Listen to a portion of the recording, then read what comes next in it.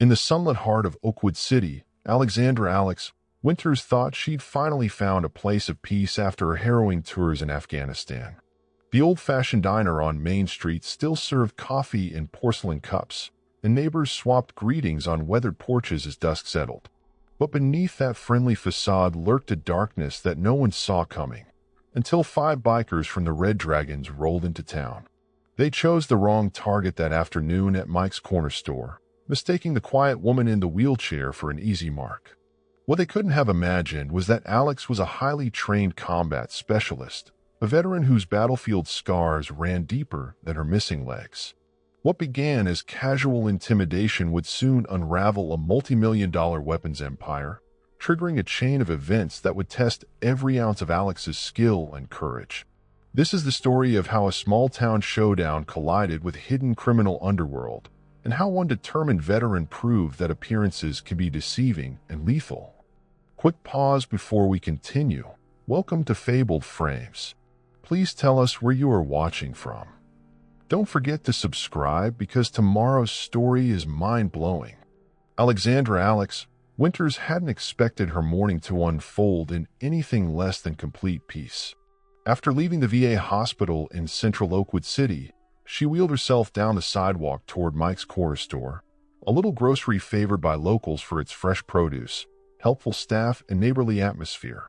The air was crisp, carrying the warmth of the sun overhead. Each turn of her wheelchair's rims felt controlled, smooth, and effortless despite her small stature.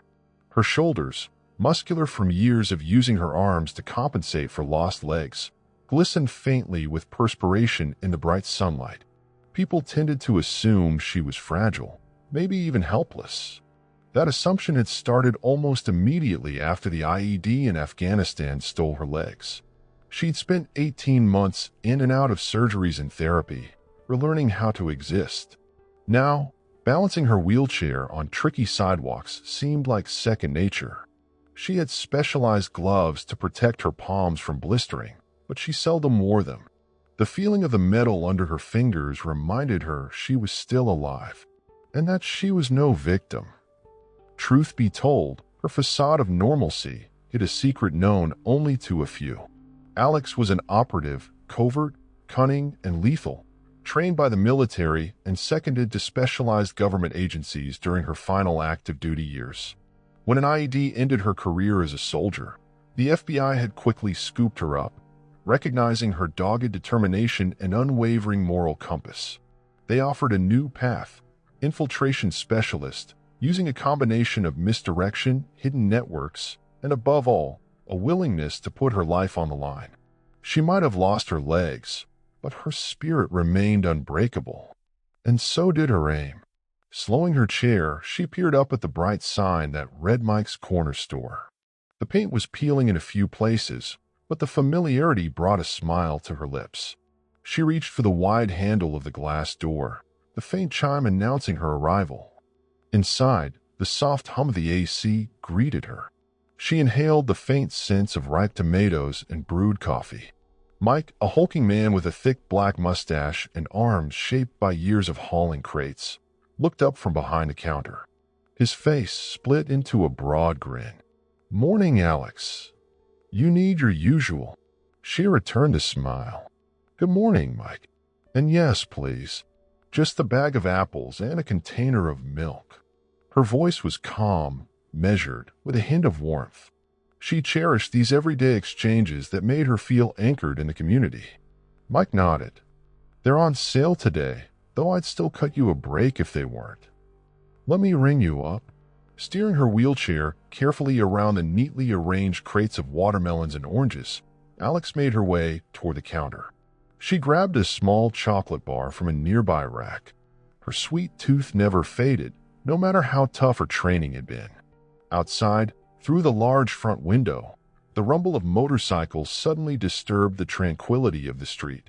5 large bikes thundered up, black paint glinting in the sunlight, each mounted by a man in a matching black leather vest. The patches were unmistakable, a stylized dragon's head ringed by ominous red flames. The Red Dragons had arrived. Alex's gaze flicked to Mike, who stopped mid-sentence. The store owner's cheeriness dissolved into an anxious frown. There had been rumors swirling about these bikers: drug smuggling, weapons trafficking, even rumored hits on local politicians. They were the kind of gang that thrived on intimidation. Though the small city of Oakwood liked to imagine itself peaceful, no place was free from darkness. At the counter, Alex's pulse quickened, not from fear but from a deep, simmering caution. She'd come to Oakwood not just to recover from her injuries, but under assignment from the FBI. The Red Dragons were precisely the reason she was here. She'd spent months quietly documenting their movements, seeking an inroad to expose their entire operation. Officially, she was just a disabled veteran trying to live her life. Unofficially, her investigation was close to a breakthrough. She just needed the right evidence. The doorbell chimed again, louder this time, announcing a different mood. The lead biker walked in, helmet tucked under his arm, blue eyes scanning the store. Two others followed, broad men with tattoos coiling around their thick arms. A sense of menace hung in the air like smoke from a smoldering fire. Mike cleared his throat, trying to maintain composure. "Morning, gentlemen. Something I can get for you." The lead biker sneered. "Beer, you got it?" Mike nodded and pointed toward a refrigerated case in the back. "Sure do. That way, fellas." Alex kept her head bowed, fiddling with the items in her lap, trying to look absorbed in the moment of rummaging for her wallet. She wanted to remain invisible just a bit longer to sense the dynamic among these men. Their black vests bore the swirling red insignia that looked hand-painted and menacing. Their boots thudded heavily against the floor as they marched over to the cooler. Only one lingered, studying her from beneath lowered eyebrows. He was tall, shaved head, with a thick chain around his neck that carried a small silvered dragon pendant. He looked as if he were trying to piece together a puzzle. Alex didn't raise her head. She feigned a flustered rummage through her pockets. There was nothing to see here, she wanted to project. "Move along." But the man lingered a moment too long, the hostility in his stare plain. The others barked out a conversation near the beer case, something about a ride planned that night. Finally, the tall man turned on his heel and joined them. Alex exhaled quietly. She prayed they'd buy their booze and leave without further incident. Then the door opened once more, letting in two additional men with the same Red Dragon's vest. A total of 5 now. It sent a jolt of adrenaline through Alex's veins. She watched them from beneath her eyelashes, mentally taking inventory. 5 bikers, each presumably armed. She didn't see visible guns. Concealed carry was more likely. Possibly knives. They had that type of swagger that came from believing nobody dared cross them.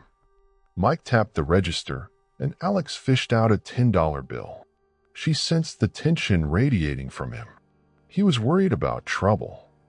Trouble, she understood, could come swiftly if the Red Dragons decided to flex their might. She just hoped they wouldn't choose now.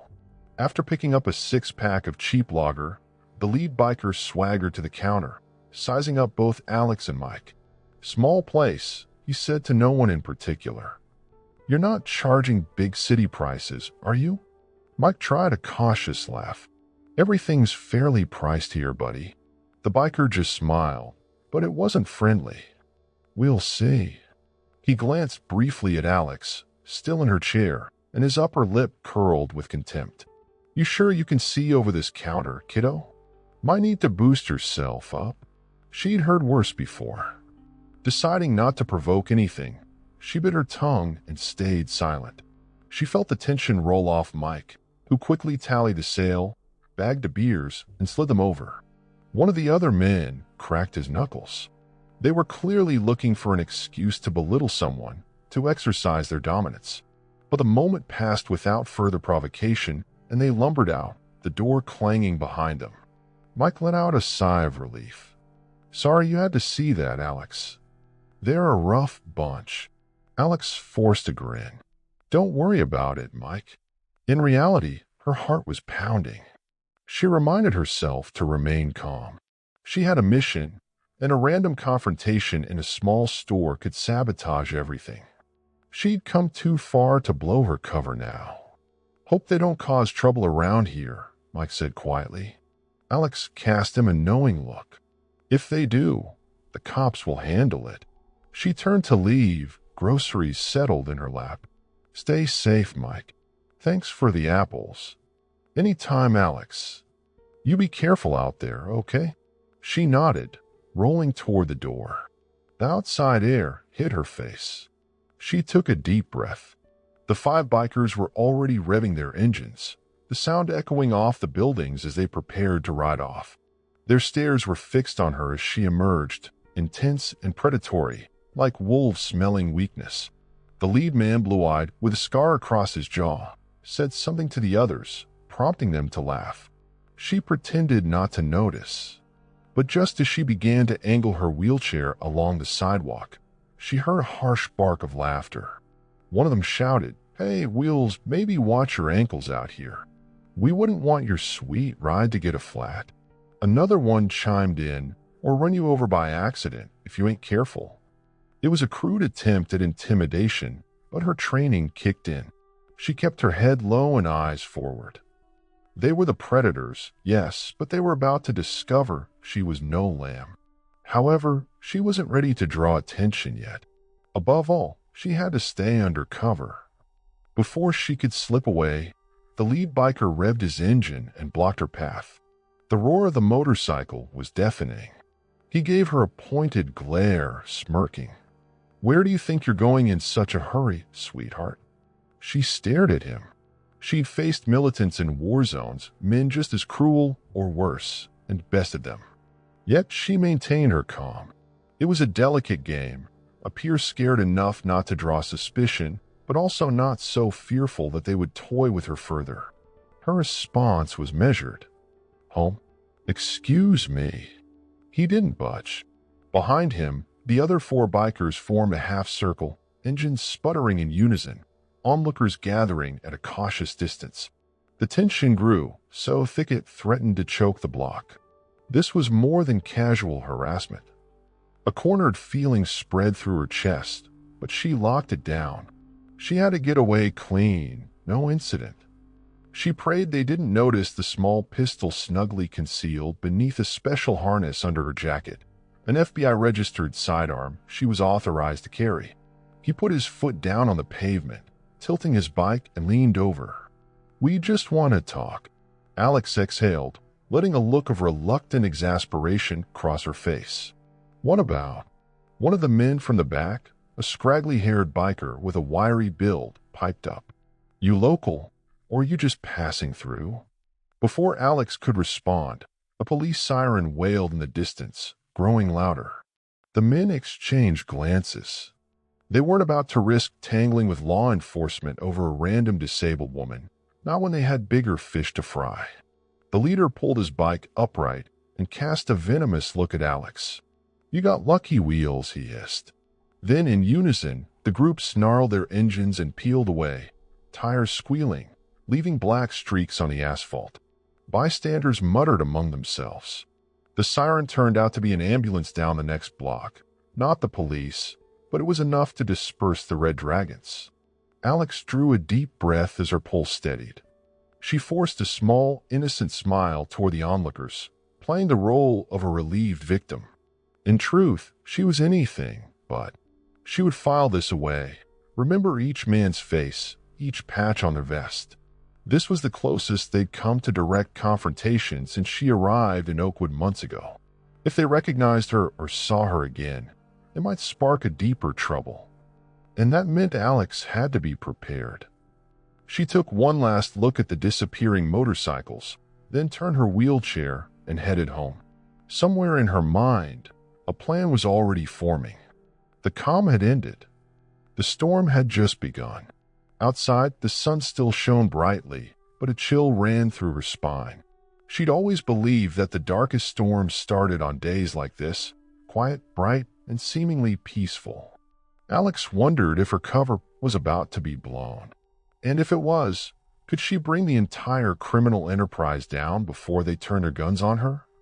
Alex's apartment building was a short trek from the main thoroughfare, nestled amid older brick structures that had seen better days. She'd chosen it specifically for its inconspicuous nature, a worn-down exterior, no elevator, minimal foot traffic. For a wheelchair user, it might have seemed inconvenient, but Alex had a ground-floor unit with a rear entrance that allowed her to come and go discreetly. She had meticulously planned every detail to blend in. Once inside the small living room, she set her groceries on the weathered kitchen table. The walls were mostly bare except for a framed photograph of her military squad taken a month before the fateful mission in Afghanistan. In that picture, she was standing, taller, fierce-eyed, with a rifle slung across her shoulder. That life was gone, replaced by this new mission. She stared at the photo for a moment, lost in memory. Then her phone buzzed on the table, pulling her back to the present. She picked up, scanning the caller ID. It read, Bennett, FBI. She braced herself. Bennett was her contact, a senior agent who supervised her undercover work. She pressed the green icon. Winters, she answered, voice steady. Bennett's gravelly tone came through the speaker. Heard you had some excitement. You all right? Alex arched an eyebrow. News traveled fast. I'm fine. They were at Mike's corner store. A few words exchanged, that's all. No one was hurt. Brief pause. They get rough. She hesitated. Borderline. Mostly intimidation tactics. Bennett grunted. We've been hearing chatter. The Red Dragons are stepping up their operations. New shipments of firearms, possibly overseas connections. We want you to dig deeper. Anything new from your end? Alex eyed the small board in her living room corner, layered with newspaper clippings, Polaroids, and red yarn linking persons of interest. Nothing conclusive yet, but the men who showed up today matched a few pictures I have on file. Their leader had that distinctive scar. I think he's one of the big players in the local chapter. Bennett's voice went low. That's Mason Blade McAllister. He's not just local muscle. He's rumored to be the man bridging the gap between the Red Dragons and an international weapons dealer named Vincenzo Rossi. If you can confirm that link, we can blow this operation wide open. Alex let that sink in. The Red Dragons had gone international. If they were teaming up with someone like Rossi, an elusive figure rumored to sell arms to the highest bidder, then it wasn't just a local biker gang terrorizing small businesses. It was a global threat. The stakes had just skyrocketed. Bennett continued, We need you to keep your ears open. A warehouse on the south side might be the new stash point. We've got partial intel that says the next shipment will be soon. Try to confirm. She nodded, even though he couldn't see her. Understood. The line crackled. Keep your head down. We can't afford to blow your cover. If you think you're burned, you call us. Got it. Got it. She ended the call, exhaling slowly. This was bigger than she initially suspected. Suddenly, the tension at Mike's corner store felt like a mere ripple compared to the tidal wave of conspiracy she was about to face.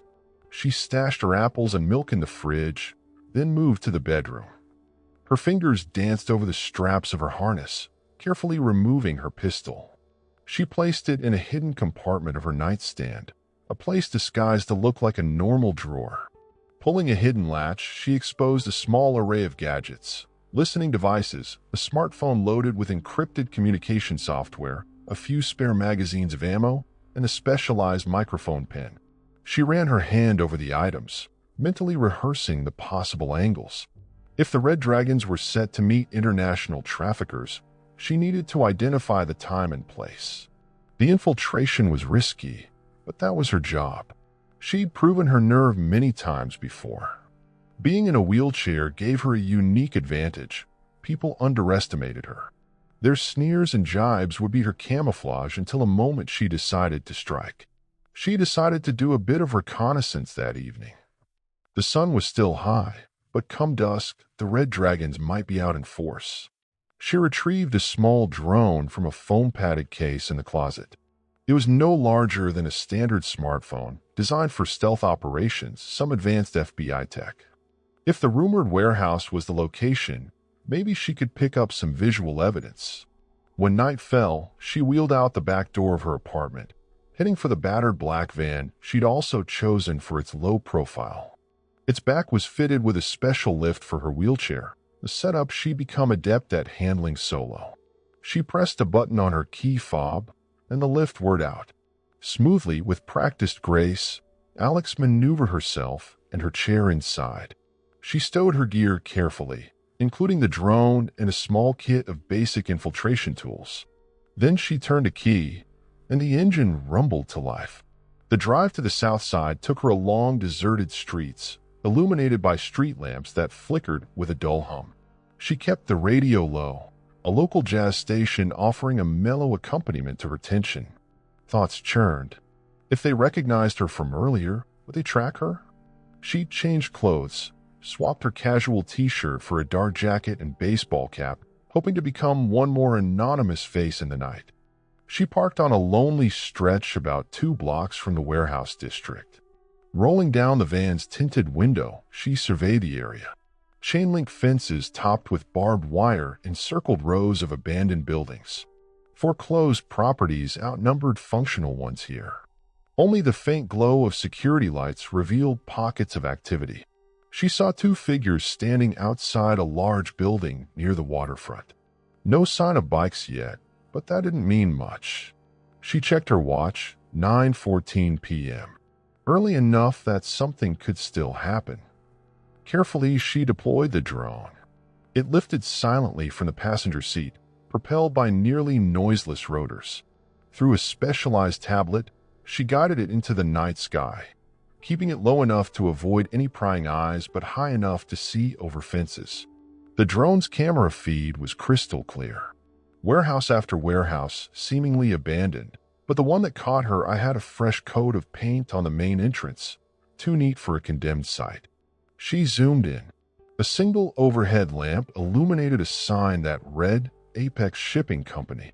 She recognized that name, a shell company believed to be a front for the Red Dragons. Perfect. She panned the drone's camera. A side gate led into a loading dock. The overhead door was closed, but faint light glowed from inside. As she watched, a large black SUV pulled up, headlights off. 2 men climbed out, both wearing black vests with the Red Dragon's insignia. Alex tapped the drone's touch screen, snapping images. The men disappeared inside. Seconds turned to minutes as Alex monitored the feed, searching for any clue of a weapons stash or a bigger meeting. Her adrenaline spiked when she saw a second SUV arrive. This time, 4 men emerged. Only 2 wore the Red Dragon's vest. The other 2 were strangers. She recorded every detail: faces, build, hair color. The vantage was good, but not enough to see inside. She wanted audio, yet it was too risky to send the drone in close. She had to weigh her options. That's when headlights flared behind her van, making her stiffen. Another vehicle was approaching from the opposite end of the deserted street. Her heart hammered. Had they discovered her? She minimized the drone feed, slipping the control tablet onto the passenger seat. The approaching car slowed, its high beams blazing. Alex's mind whirled with possible outcomes, hands gripping the steering wheel. Then the car sped up again, zooming past. Just a random driver. Still, she felt the knot in her stomach tighten. She needed to be careful. A single misstep could cost her life. Returning her attention to the drone feed, she saw the first group re-emerge from the warehouse, heading back to their SUVs. A tall man in a well-fitted suit joined them. He carried himself with the arrogance of someone who thought he was above the law. No Red Dragon's vest, but he exuded an air of command. Through the grainy camera, Alex glimpsed him shaking hands with the 2 gang members. Could this be Vincenzo Rossi or one of his emissaries? She did her best to capture the moment with the drone's camera, though the distance and lighting conditions were far from optimal. As soon as the handshake ended, the man gestured for everyone to re-enter the building. The group disappeared inside once more, leaving the deserted loading dock quiet. That was enough for Alex. She guided the drone back, gently landing it in the passenger seat. She needed to get out before anything else spooked the area's watchful eyes. However, just as she was about to pull away, the warehouse's overhead door rattled up. Two men rolled out a large wooden crate on a dolly. She froze, pulled the drone feed back up, and took a series of rapid-fire photos. The crate was about 4 feet tall, marked with foreign shipping labels. Exactly the kind of packaging that might hold firearms or contraband. Another man approached, pulled a crowbar from his vest, pried the crate open. Alex's screen showed glimpses of metal surfaces inside, rifle barrels from a look of it. This was the proof she'd been hunting for. Her breath caught. She had to get out. She had everything she needed for an initial report. She stowed the drone carefully, laid the tablet to rest. Then she clicked the ignition and eased the van forward, creeping along in the darkness until she reached a main road. Once she was sure she wasn't followed, she drove toward her apartment, mind racing with scenarios of what would come next. When she finally pulled into her spot behind the apartment building, it was well past midnight. The air felt heavier, tainted with knowledge of the underworld that festered mere miles away. She wheeled herself inside, triple-checking locks behind her. That sense of a brewing storm grew stronger. She now had photographic evidence of a major weapons operation. She should have felt relief at the breakthrough. Instead, her mind flicked back to the confrontation at Mike's corner store. Blade McAllister and his men had singled her out. Coincidence or not, she felt certain she'd appear on their radar soon. Her anonymity hung by a thread. And if they figured out who she really was, there would be blood. Exhausted, she rolled to her makeshift workstation, hooking the drone's memory card to her computer. As the files uploaded, she caught glimpses of those incriminating images. The Red Dragons were dealing with serious hardware. Rifles, ammo crates, possibly more. She compressed the files into an encrypted folder, tagging them with a date and location. Tomorrow, she'd send them to Bennett via the secure channel. That would set the next phase in motion, a possible raid or at least ramped-up surveillance by the FBI. But a question nagged at her. If the Red Dragons were a local chapter with international ties, who else was involved? Dirty cops? Politicians? She had to tread lightly. A single leak could torpedo the entire investigation. She'd seen infiltration missions unravel from within before. And the bigger the fish, the deeper the corruption sometimes went. A wave of fatigue hit her. The intense hours of vigilance took a toll, both physically and mentally. She moved to her bedroom, double-checked that her sidearm was secured within arm's reach, and then settled onto the bed, transferring herself from the wheelchair with practiced ease. A part of her remained on high alert. Sleep would be more like dozing with one eye open. Before letting darkness claim her, she whispered a silent vow. She would dismantle the Red Dragon's operation, no matter the cost. Her wheelchair didn't diminish her capabilities one bit. If anything, it made her more focused, more driven. And if the bikers thought they could bully her like some helpless bystander, they were about to learn a lesson more painful than anything they'd ever endured. The night ticked onward, and as she drifted into a fitful rest, one thought replayed in her mind. She had her proof, but the real fight had just begun. Morning light streamed in through the narrow window of Alex's bedroom. She stirred, momentarily disoriented, before the sharp sting of muscle memory reminded her she was no longer in a military barracks but in a cramped apartment in Oakwood City. The day's mission snapped back into focus, accompanied by a surge of excitement and dread. Today, she'd send the evidence of the Red Dragon's weapons stash to Bennett. Coffee became her first priority. She rolled out of bed, performed her morning routine of upper body stretches, then transferred into her wheelchair. In the small kitchen, she brewed a dark roast and stirred in a spoonful of sugar. Sipping, she turned on her laptop. Her secure communications software required a physical key, a USB drive with advanced encryption, to open. Once loaded, she typed her credentials, heart pounding. The photos popped up in miniature thumbnails, Grainy images of the warehouse, the crate, the potential arms. She typed a concise report. Subject: warehouse operation, red dragons, and potential international contact. Agent: Alexandra Winters, undercover. Date time: last night 21:30 to 2300 hours HRS. Summary: observed multiple Red Dragons members rendezvous with unidentified individuals, possibly members of an international arms smuggling ring. Large crate on premises containing assault rifle-like components. Strong evidence of illegal arms trafficking. She attached the pictures, added a short statement of her personal observations, and then hit send. The software took a few seconds to encrypt everything and confirm delivery. A small pop-up indicated success. She exhaled, feeling lighter, as if she'd taken a significant step toward toppling the Red Dragons. But she knew the fight was far from over. Within the hour, her phone chimed, a text from Bennett. Receive your file. This is big. Expect contacts soon. The message was short and professional, but Alex sensed the undercurrent of urgency. She closed her laptop, finishing her coffee. She needed to maintain her cover. Suddenly, a memory of the store confrontation nagged at her. She'd never answer them about being local or passing through. If they became curious, they might ask around.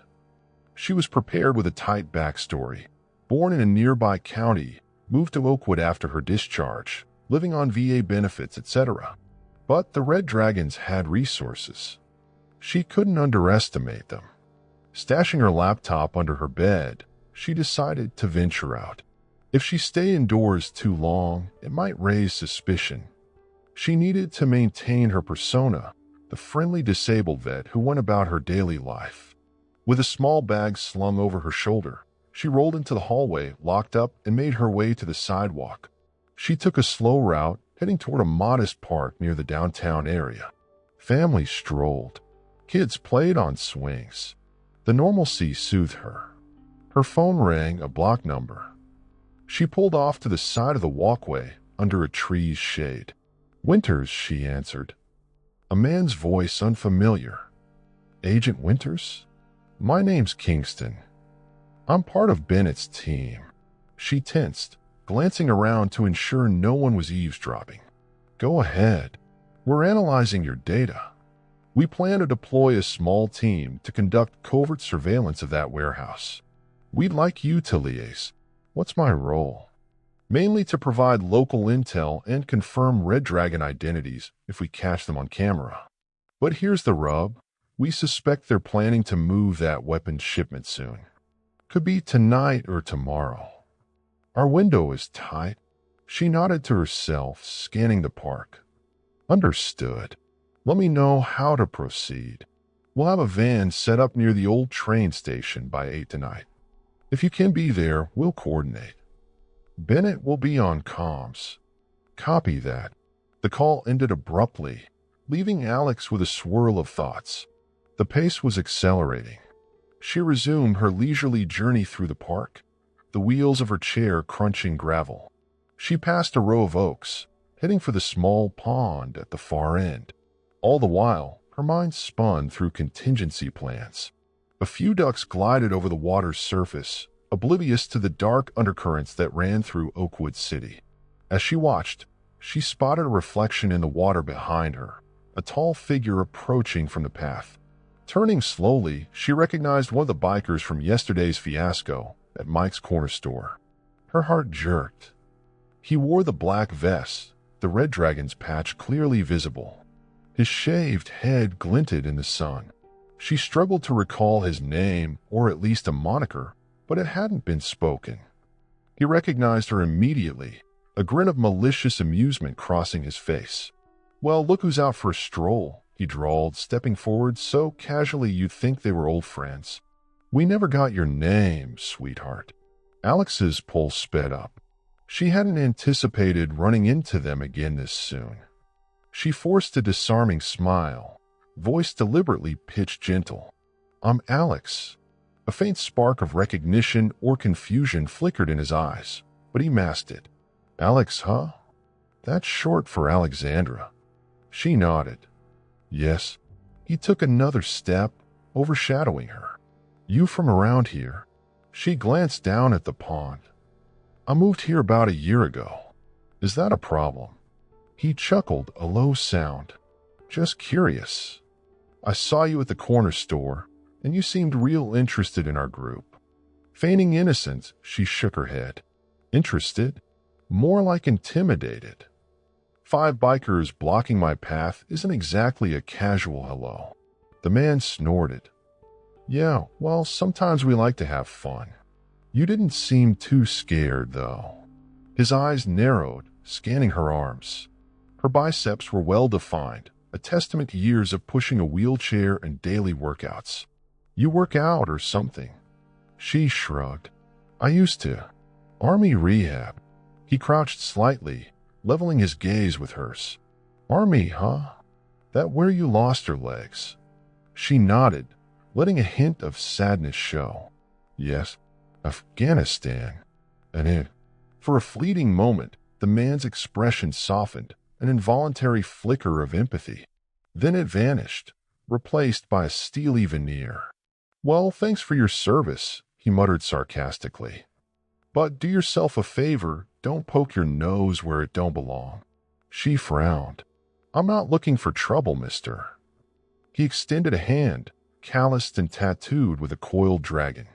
Name's Gray. Remember it.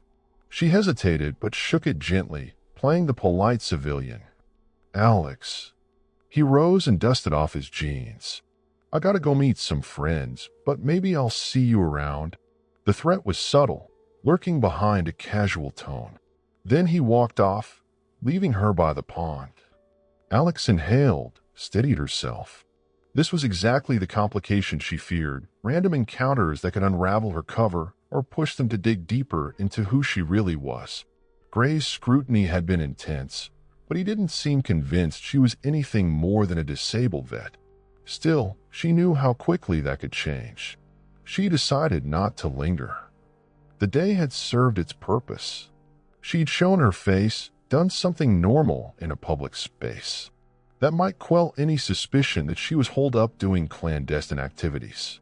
She turned back toward the main road, mentally noting every detail of Gray's sudden appearance. He must have been tailing her or simply strolling through for his own reasons. Either way, she'd stay vigilant. The hours until 8 o'clock passed in a blur. Alex avoided returning home immediately, opting instead to pass time at the local library, reading news articles and discreetly scanning for any sign of Red Dragon activity. She didn't see any, which gave her some relief. By 7:30, she grabbed a light meal from a nearby cafe and then drove the black van to the old train station where she'd meet Kingston's team. Parking discreetly behind an abandoned loading platform, she killed the engine. The area was deserted, the station long defunct, with chipped paint and broken windows. A nondescript white van was parked nearby, engine idling. She approached slowly, scanning for threats. The side door slid open, revealing 2 men in casual street clothes. One was tall and lanky, with wire-rimmed glasses, the other broad-shouldered with a shaved head. Both wore earpieces. The tall one beckoned her closer. You Alex? He asked softly. That's me. He helped guide her wheelchair over a small ledge, and she rolled into the van's interior. Kingston, whom she recognized from a single ID photo Bennett had provided, sat at a makeshift command center with laptops, monitors, and radio equipment. He nodded curtly. Welcome aboard, he said, offering a handshake. We appreciate you coming. Alex took in the space. Surveillance feeds from traffic cameras looped on a screen. Another monitor displayed a detailed map of the warehouse district. A microphone on a stand likely allowed them to communicate with an FBI field team. Any movement yet? She asked, cutting to the chase. Kingston typed something on the laptop. Not much.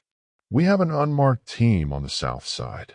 They're seeing a bit of activity near the same warehouse you photographed last night, but no big convoys yet. The local PD was told to stay away, so we're not compromised. If anything, tonight might be a handoff or a smaller meeting. Alex studied the map. We need to confirm if Blade McAllister or that possible international contact are there. That's the missing piece. Once we positively ID them, we can greenlight a raid. Kingston nodded. Precisely. Bennett is on standby, trying to get a warrant finalized, but the judge wants more concrete evidence before signing off on a bust. We're stuck in that gray area. Leaning in, Alex pointed to a side street on the digital map. This is a blind spot with minimal lighting. It's how they brought the crates out last night. We should watch from here. Kingston shared a look with the broad-shouldered agent. Yeah, we plan to park a second van there with a clear line of sight. The only worry is they might send their own guys on patrol. Then we need to keep it covert, Alex affirmed. They spent the next hour calibrating equipment, rechecking radio channels, and discussing possible scenarios. The tension in the van thickened as darkness deepened outside. Night pressed in, a cloak for criminals and watchers alike. Finally, a muffled crackle came through Kingston's headset. A voice another agent in the field spoke. Activity at warehouse. 2 bikes arrived. They are inside. Kingston glanced at Alex. Red dragons. She nodded grimly. Let's see what else shows up. They watched monitors, listened to hushed radio updates. 20 minutes later, an SUV arrived on the feed, tinted windows rolling to a stop near the warehouse door. Out stepped Blade McAllister himself, the scar across his jaw illuminated by a nearby floodlight. Alex felt a jolt of adrenaline. There he was, the man who taunted her. The camera zoomed, capturing his face in high resolution. Then a second figure emerged, wearing a sleek black suit. Short-cropped dark hair, pale complexion. Could this be Vincenzo Rossi or one of his key associates? Kingston leaned in, eyes flicking between the feed and Alex. That's probably our international link, he whispered. We'd kill to get a positive ID on him. The men disappeared into the warehouse. Silence settled, broken only by the hum of electronics. Every second was a gamble. Would they see something damning, or would the criminals vanish without leaving behind evidence that the FBI could act upon? Tension gripped Alex. She recalled Blade's smug smirk, the promise of menace. If they confirmed him facilitating an arms deal with an international trafficker, a raid would be imminent. But a sliver of her mind whispered caution. If the Red Dragon suspected a leak, her life would be forfeit.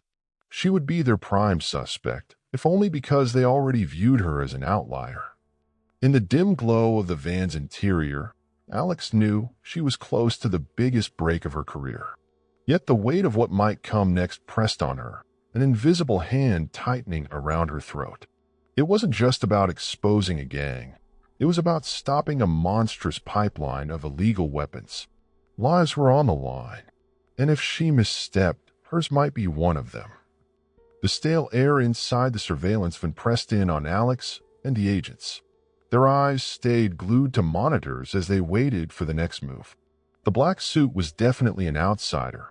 He moved differently from the bikers, more refined. While the Red Dragons typically swaggered about, this man walked with precise steps. On screen, they saw him converse briefly with Blade, then the two vanished into a back room. Minutes stretched. Kingston's phone vibrated. He glanced at the screen and turned to Alex. Bennett's on the line. He tapped a small switch, linking the call to the van's speaker.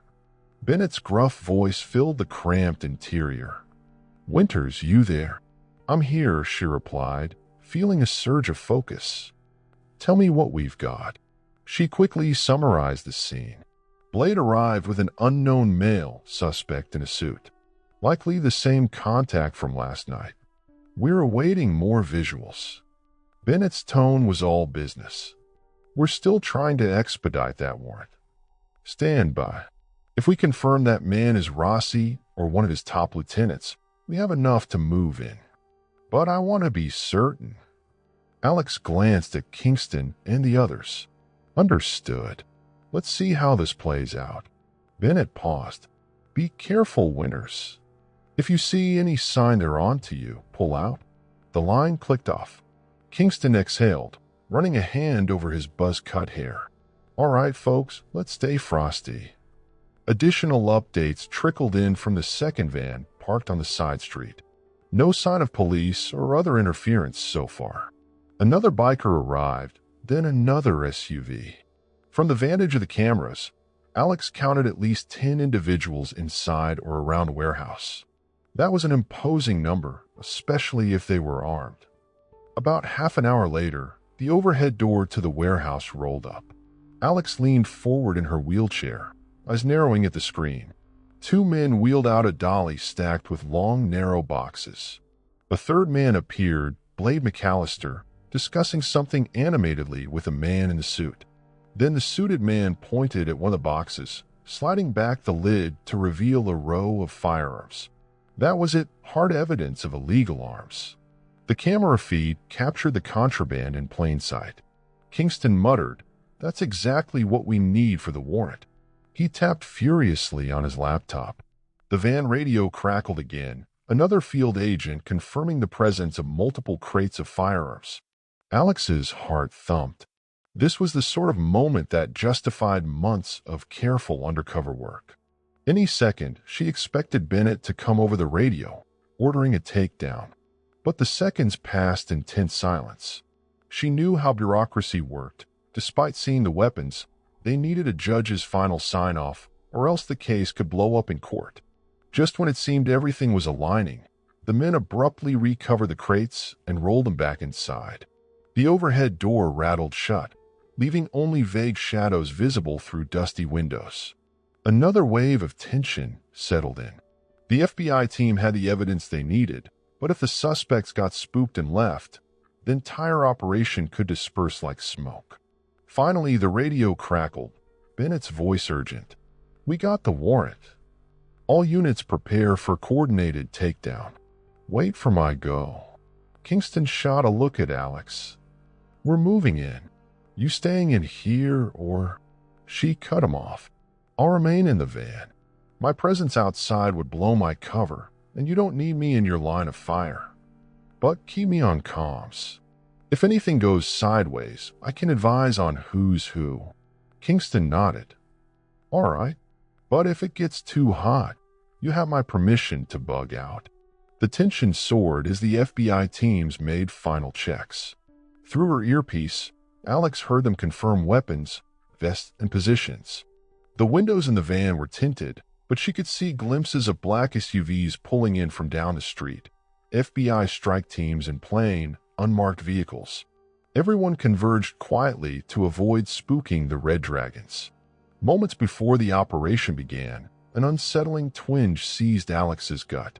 She recalled Gray's suspicious gaze in the park, the fact that these men had already encountered her twice. Was there a chance they'd put two and two together? Before she could dwell too long, Bennett's voice commanded over the radio, "All units go. Go. Go." A flurry of movement on the video feed. Unmarked SUVs advanced, agents in tactical gear jumped out, and two teams stormed the warehouse entrances. One used a battering ram on the front door, another team circled to the loading dock.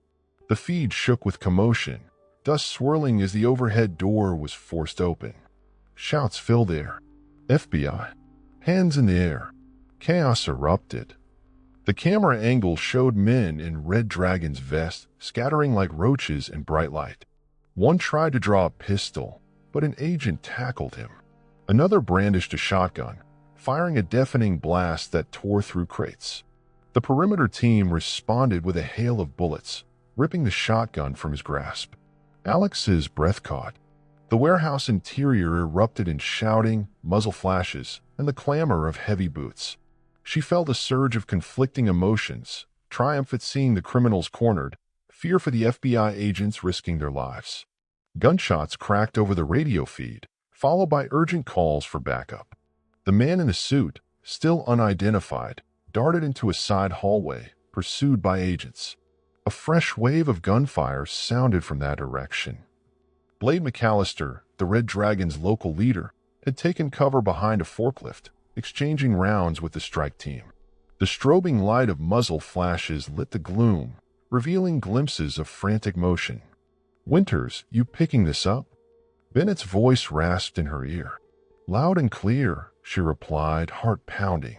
"Blade is behind the forklift on the west side of the warehouse. Watch out." "Copy, forklift area." Another volley of bullets slammed into metal, sparks flying. Over the feed, Alex heard an agent grunt in pain. Tension skyrocketed. Though she was safe in the van, every instinct screamed for her to take action. She had been in countless firefights overseas, and the sense of helplessness gnawed at her. But she had a role. She was the undercover link, the eyes on the intelligence. Rushing in would only complicate matters. Then something unexpected. The camera feed from the second van outside showed several bikers slipping out a side door. 4 men sprinted toward parked motorcycles, hurling themselves on and revving the engines. "They're escaping," an agent shouted. Kingston grabbed the radio. "Street team, intercept those bikes." But the bikers roared out of range in seconds, engines screaming. One of them was Gray, the same one who'd confronted Alex in the park. He raced away, head ducked low to avoid any gunfire. The FBI vehicles gave chase, but the winding streets might favor the agile bikes. Inside the warehouse, the main firefight subsided. Alex saw Blade McAllister, battered and bleeding from a shoulder wound, pinned to the concrete floor by 2 agents. He was alive, cuffed, snarling curses. Another camera angle showed the suited man lying prone, an agent's knee on his back, the man's hands zip-tied. The takedown was mostly successful, though a handful of bikers had escaped. Alex swallowed, relieved but worried. The Red Dragons were a hydra. Cut off one head, and others might rise. A partial victory at best. Kingston relayed updates in a flurry. Blade is in custody. The unknown suspect is pinned.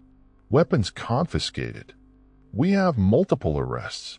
At least 4 suspects fled on bikes. Road units in pursuit. Then the unexpected. The radio crackled with a frantic voice. "We got a problem." One suspect hopped an SUV and is heading downtown. Plate number unknown. He's shooting out the window. Kingston cursed under his breath, turning to Alex. "They're scattering like rats. We'll mop up, but this could get messy." Alex closed her eyes, inhaling. "I might be able to help. I know these streets from my recon drives." He hesitated. "You sure?" She nodded firmly. "Patch me into the pursuit channel." Seconds later, she listened to the frantic radio chatter from a patrolling FBI sedan, trying to keep up with the SUV weaving through traffic. The suspect was reportedly brandishing a submachine gun, firing sporadically at pursuers, endangering civilians. The SUV was heading toward the commercial district. "Winters, you have a better route for us?" an agent asked breathlessly. Alex visualized the city map. If he's heading east on Maple, he'll hit a T intersection at River Street. That's a bottleneck. If you can coordinate a blockade there, you can force him to double back. She quickly directed them to an alternative approach from the side streets. The agent acknowledged, and the radio chatter turned chaotic as sirens blared. In a matter of minutes, the pursuit ended in a tense standoff. Tires squealed, more gunshots, then static-laced confirmation, suspect in custody. Weapons secured. No civilian casualties. A wave of relief washed over the team in the van. Kingston slapped the table. "Nice job, Winters." She allowed herself a small smile. "Glad to help." Yet the partial success did nothing to quell the apprehension swirling inside her. Not all of the Red Dragons had been captured.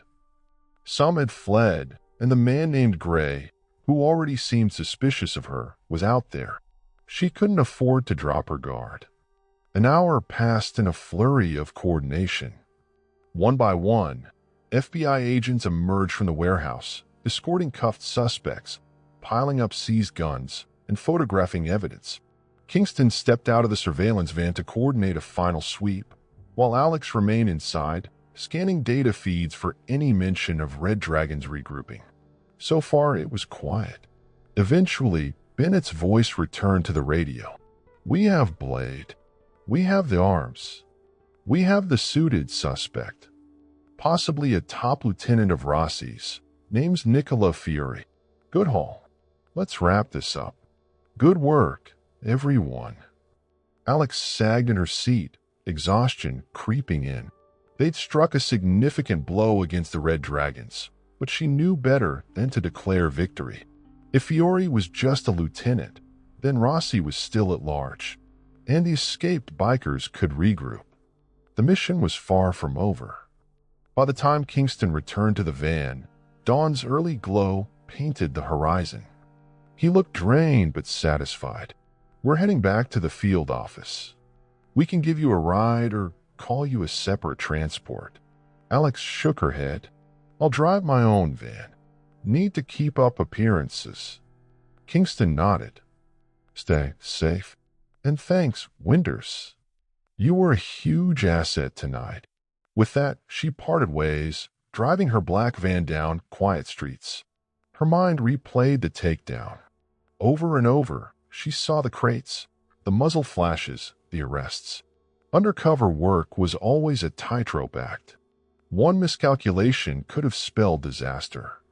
They'd succeeded, but the final outcome still lay ahead. When she finally reached her apartment, the world felt strangely silent. A few neighbors stirred, unaware of the overnight drama. She parked out back, making sure her van was secure. Weariness weighed on her as she transferred from the driver's seat to her wheelchair, then wheeled toward her door. Inside, she flipped on a lamp. The soft glow revealed the same small living room, the board with the Red Dragon's pictures pinned up. Now she could place a red X over Blade McAllister's photo. A sense of accomplishment mingled with the knowledge that some big players still roamed free. As she maneuvered to lock her front door, her phone vibrated with a new text. An unknown number. "Nice work, Wheels. Don't think we don't know." Her blood ran cold. She stared at the screen. The message was cryptic but unmistakably menacing. It couldn't be from the FBI. It had to be from a Red Dragons member who'd managed to connect her to the raid. Her cover was compromised, or close to it. She'd never felt so acutely the cold edge of danger. Someone had recognized her role, or at least suspected it enough to send this chilling message. She glanced around, ensuring all locks were secure. A sudden wave of paranoia swept her. Was someone watching her building at that very moment? Sleep was impossible. She slumped in a chair, phone in hand, every sense on high alert. The Red Dragons might be wounded, but they weren't dead. And a wounded animal, she knew, was often the most dangerous. At dawn, Alex remained awake, phone clutched in her hand. The ominous message replayed in her mind. "Nice work, Wheels. Don't think we don't know." She forwarded it to Bennett, who responded with a single line.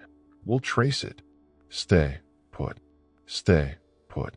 Easier said than done when a biker gang possibly knew her identity. Yet she complied, fully aware that her best defense might be to bunker down until the FBI could confirm who sent the threat. She also installed a small motion sensor by her rear door, an extra layer of security she'd used in previous assignments. Her mind was a tempest, replaying every second of the raid, the final count of arrests, and the ones that got away, particularly Gray. Eventually, exhaustion overcame her. She dozed in the armchair, gun within reach, until a loud knocking jolted her awake. Her heart nearly burst through her chest. She grabbed the pistol, double-checking the peephole. Relief flooded her when she recognized Bennett's weary face. She unlocked the door. "Agent Bennett," she greeted, voice shaky from adrenaline and lack of sleep. "You alone?" He nodded, stepping inside.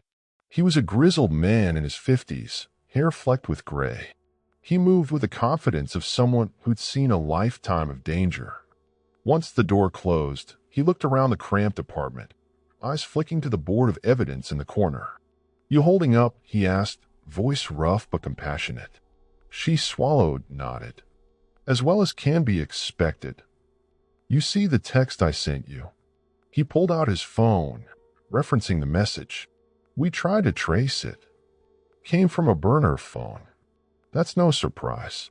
Could be any one of the 4 or 5 guys who escaped. We're not certain.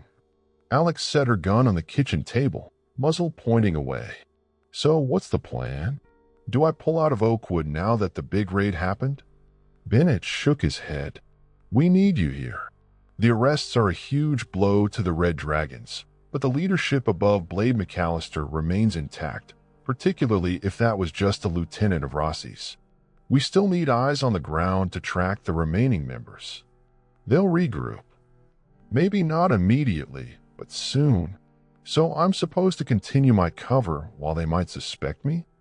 He grimaced. It's risky, I'll admit, but we've got no better choice. We can't embed a new agent. You're already established. And for all we know, they might suspect you, but lack proof. They could be fishing, trying to spook you. She hesitated.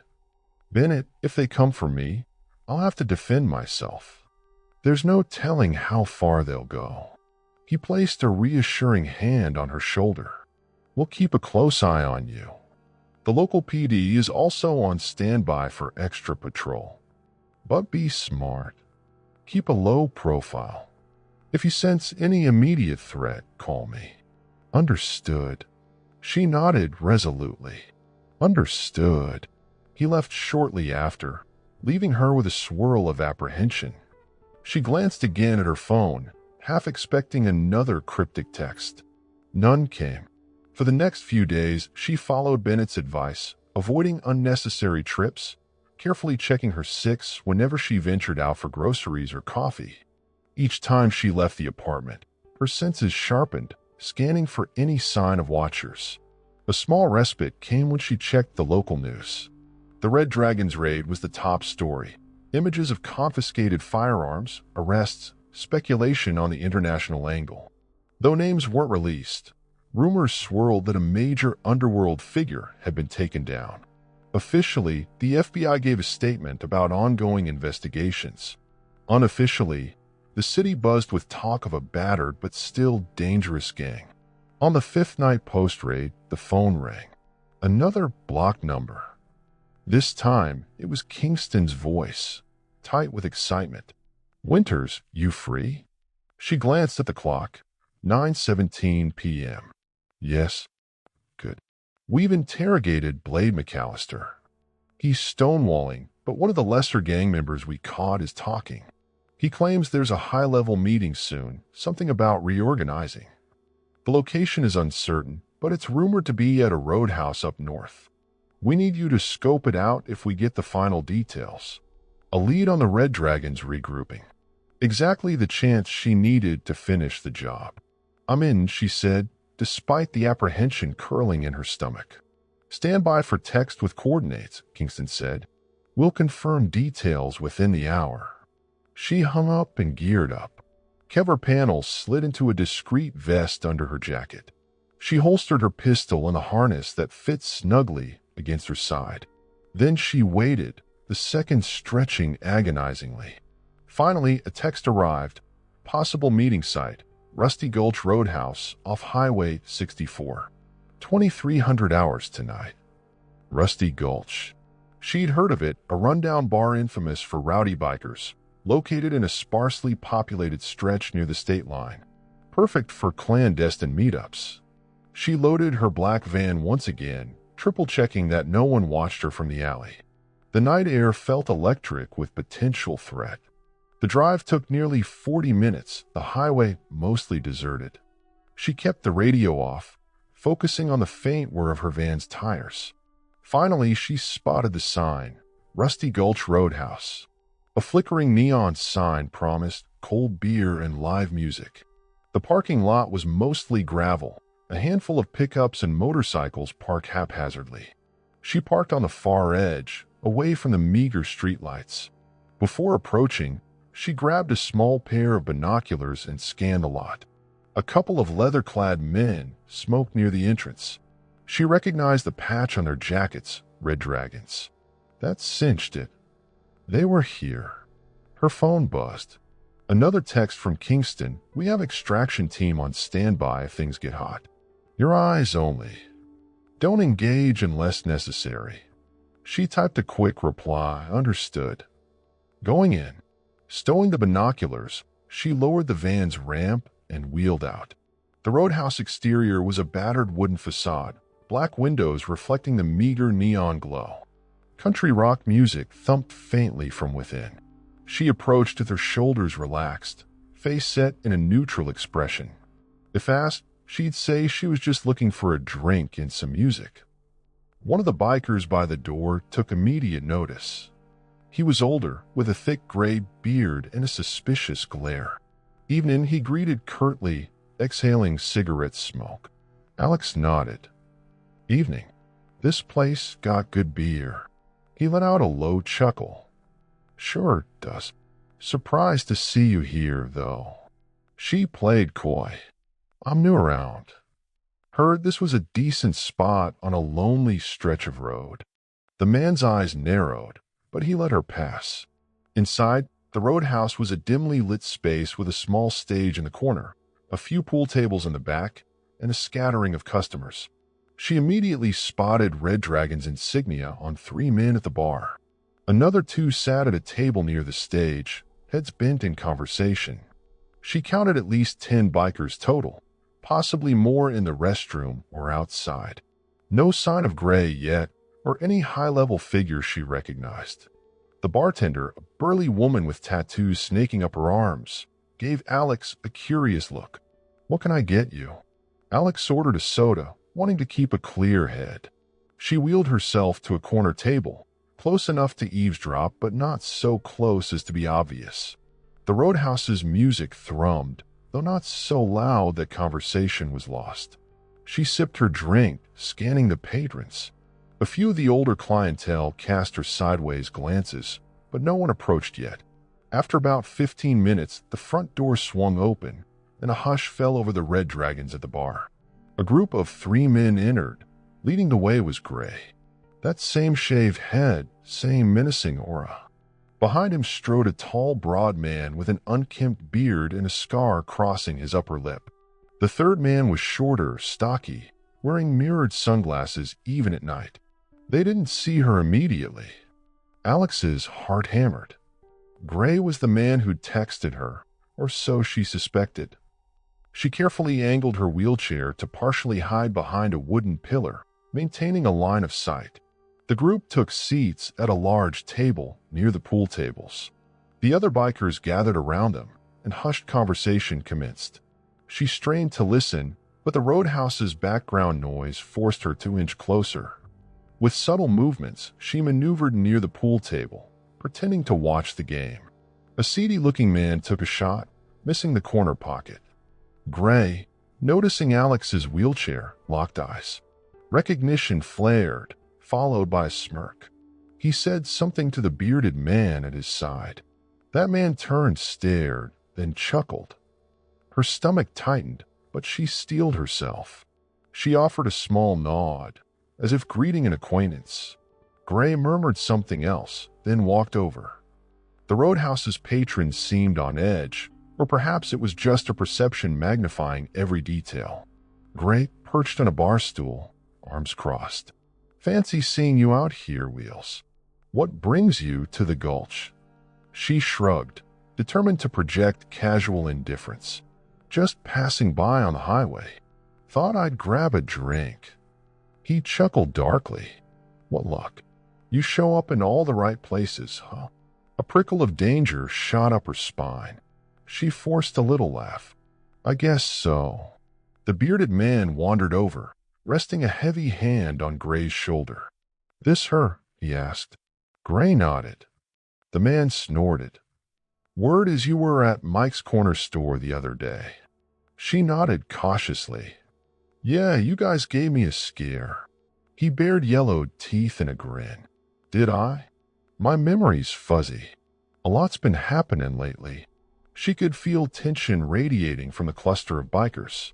They were circled around, though not overtly threatening. Yet, the bearded man looked her up and down, then turned back to Gray. Let's talk somewhere quieter. Gray's eyes never left Alex. Join us for a drink, he suggested, voice thick with insinuation. He pointed to their table in the corner. Alex's mind raced. Declining might raise suspicion. Accepting would plunge her deeper into the lion's den. She forced a small smile. Sure, why not? They led her over. The roadhouse's gloom pressed in as she neared the huddled bikers. The shorter man in sunglasses sized her up, tapping a half-emptied beer bottle. The rest parted enough to make space for her wheelchair. Gray gestured to the table. We were just discussing recent events in the city. Big arrests, big raids. She feigned ignorance. I saw something on the news. Sounded crazy. The bearded man grunted. The feds came down real hard on some folks we know. Heard they had inside info. A snitch. Her pulse thundered. They were dancing around it, each word dripping with implication. She had to maintain her composure. A snitch, huh? That's rough. The man leaned forward, the stench of stale beer on his breath. You wouldn't happen to know anything about that, would you? Seeing as you turn up where you're least expected.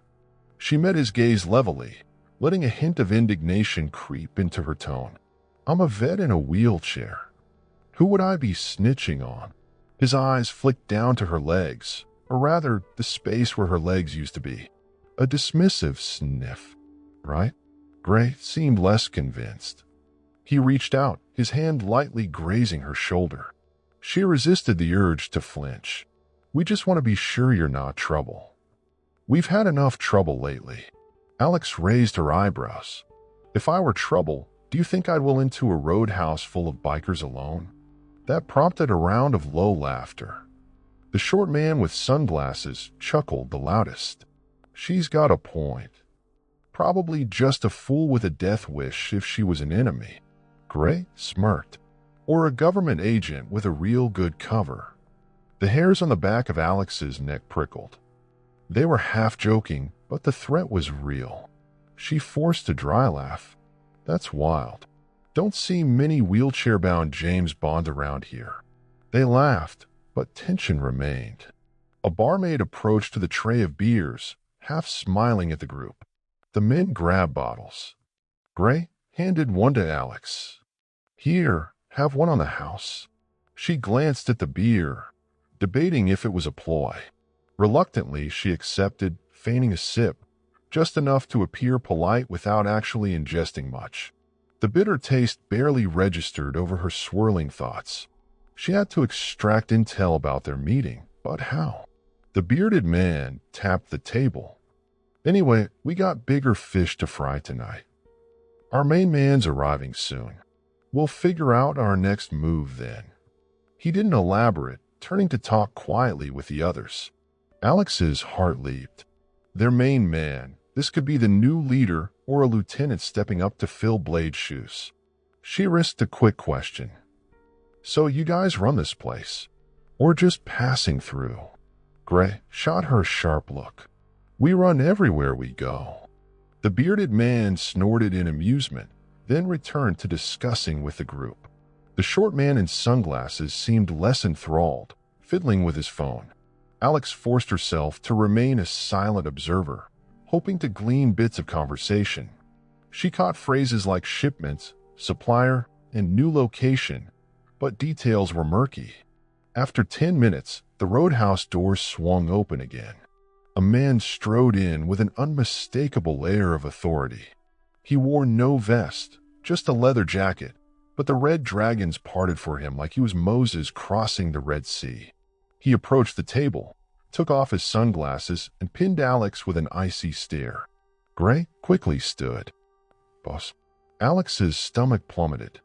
This man exuded a more intense energy than Blade ever had. His left hand bore a ring with a red dragon emblem, and a ragged scar traced across his left cheek. She had never seen him before, but his gaze told her volumes. This was a man who wielded fear like a weapon. He flicked his gaze over Alex, lip curling. Who's she? The bearded man shrugged. Just a curious bystander. Don't worry about it. The new arrival grunted, not fully satisfied. He turned his attention to the men, launching into a low-voiced update. Heard from higher up. The suits we lost ain't the end. Rossi's still in business, and he's not happy about the bust. He wants us to reorganize fast. We got 2 shipments left to move, or we're dead to him. That made Alex's pulse spike. Rossi was indeed the bigger fish, and these shipments were still in play. The man continued, "We'll relocate to the old brewery down south. Less heat there. Rally any men left. Keep everything quiet. Once we get the guns moved, we get paid. Then we vanish until the dust settles." Gray nodded, exchanging looks with the bearded man and the others. "What about Blade?" The boss scoffed. "He got himself caught. If he flips, we'll deal with him. Inside or out. Doesn't matter. Our main objective is to secure those last shipments for Rossi. Fail, and we're finished." The roadhouse grew more hushed, all ears on the boss. Alex discreetly reached into her jacket pocket, activating a recording app on her phone. This was damning evidence of an ongoing conspiracy, exactly what the FBI needed. She kept her expression carefully neutral. The boss cast a glance at Alex, suspicion burning in his eyes. "Get rid of anyone who doesn't belong. We have business to discuss." Gray smirked, turning to Alex. "Time for you to roll along, sweetheart." She forced a casual shrug. "Right. I didn't mean to interrupt." As she pivoted her wheelchair around, the boss reached out and grabbed her shoulder. She froze, heart hammering. He leaned in, his breath hot against her ear. "If I find out you're a snitch, you won't live to see another day." His voice was cold, lethal. She stared straight ahead, not daring to flinch. Understood, she managed, letting the slightest tremor show to sell her innocence. The man released her. She rolled away, feeling their stares like knives in her back. Reaching the exit, she exhaled a tense breath. Outside, the night air slapped her face, bringing a semblance of relief. But inside, her nerves were on fire. She had the evidence. She had a location. But she was on the brink of discovery, and next time she might not escape unscathed. The Red Dragons had a new top dog in town, and he was taking orders from Rossi. 2 shipments remained, one at the old brewery. If she could funnel that intel to the FBI, they could plan another strike. But the risk soared. Any misstep and the boss's threat would come true. As she rolled back to her van, she glanced over her shoulder. The 2 bikers at the entrance watched her with calculating expressions. She kept going, refusing to look back again. Securing herself inside the driver's seat, she texted Kingston, obtained critical intel. They're regrouping at an old brewery down south. Call me ASAP. Revving the engine, she peeled out of the gravel lot, tension rolling off her in waves. The hour was late, but her mission had never been clearer. She had to bring down the Red Dragons and expose Rossi's network. For all the bullies who thought they could pick on the woman in the wheelchair, she was about to show them just how deadly an underestimation could be. Twilight stretched at hush over the Rusty Gulch Roadhouse parking lot as Alex sped away, her adrenaline still surging. She'd never forgotten the boss's last words. "If I find out you're a snitch, you won't live to see another day." She might have worn a mask of calm, but inside, she was roiling with tension. Half an hour later, she pulled her black van into the back alley of her apartment building, killed the engine, and listened. The street was silent except for the hum of a distant street lamp and the rhythmic drip of a loose gutter. No sign of watchers. Still, she remained cautious, scanning every shadow before lowering the van's ramp and wheeling out. Her phone vibrated just as she entered her apartment. It was Kingston, the FBI agent who had coordinated the Roadhouse lead. "Winters," she answered, breath rapid. "You're out?" he asked, voice crackling with static. "Just got home," she confirmed. "We got your text. Old brewery down south, correct?" "That's what they said, someplace off County Road 22, an abandoned distillery or something. They plan to move 2 final weapons shipments for Rossi. If they succeed, They'll get their payday and vanish. Kingston exhaled. That lines up with partial intel we found on Blade's laptop. Our best guess is an abandoned site called Delacroix Brewery. It's a few miles from the Oakwood City limits, near the wetlands. Perfect for off-the-grid operations. We'll investigate. Let me know how I can help, Alex said, rolling deeper into her living room. She set her pistol on the table, well within reach. How bad was it in there? Kingston asked. She grimaced, recalling the circle of bikers, the menacing stares. Could have gone sideways fast. The new boss is no joke, scarred face, real intense. He mentioned Rossi's impatience and said they'd regroup. I recorded part of it on my phone. You have an audio file? Yep, but it's not pristine. The roadhouse music and background chatter might muddy it. Still, we got them on record talking about shipments. That's good evidence, Kingston said. Send me the file. In the meantime, keep your head low. The big boss is probably searching for any leak. If he decides you're that leak, we're talking life or death territory. She nodded. Understood. A beat. What about the text threats I've been getting? We traced the first one to a burner phone purchased in cash at a local gas station. Could be Gray or one of his men, or they could be passing that phone around. We're no closer to pinning down the exact sender. The reality weighed on her, so we treat it as if the entire gang knows. Exactly. I'll let you know if we glean more. Stay safe, Winters. The call ended, leaving Alex in the hush of her apartment. She wheeled over to her small workstation, an old wooden desk with a laptop. After making sure her secure software was running, she uploaded the audio recording from her phone. Scrubbing through the track, she heard the low murmurs of the boss relocate to the old brewery down south. Less heat there. That snippet alone was valuable. She attached it to a compressed file, encrypted it, and forwarded it to Kingston. Next, she removed the Kevlar panels from under her jacket, wincing at the tension in her shoulders. The night had been harrowing, but also fruitful. She was closing in on the Red Dragon's last stand. However, the closer she got, the more danger she courted. Before bed, she checked the door locks twice and reactivated the simple motion sensor by the window. The threat of being discovered gnawed at her mind. But she wouldn't back down. The mission mattered too much. Shutting down these arms shipments would save unknown lives here and possibly overseas. In the darkness, she pictured the roadhouse boss's cold eyes. He's seen me now. He'll remember me. Her final thought before drifting off was a whispered promise. If I have to fight them face to face, so be it. The next morning dawned overcast and humid, as though the air itself sensed the tension simmering beneath Oakwood's surface. Alex awoke early, her body stiff but her mind alert. A quick text from Bennett confirmed he'd seen her latest intel. A follow-up call revealed the FBI was preparing to surveil the Delacroix Brewery, possibly planning a second major raid if they confirmed the shipments were indeed there. Alex busied herself with a series of mundane tasks, grocery shopping, picking up prescriptions, anything to project the appearance of a normal routine. Paranoia made her hypervigilant. She checked mirrors constantly, scanned every face on the street, half expecting Gray or another biker to appear. But the day passed without confrontation. That night, she fielded another call from Kingston. We scouted the brewery. Saw a few men going in and out. Could be Red Dragons.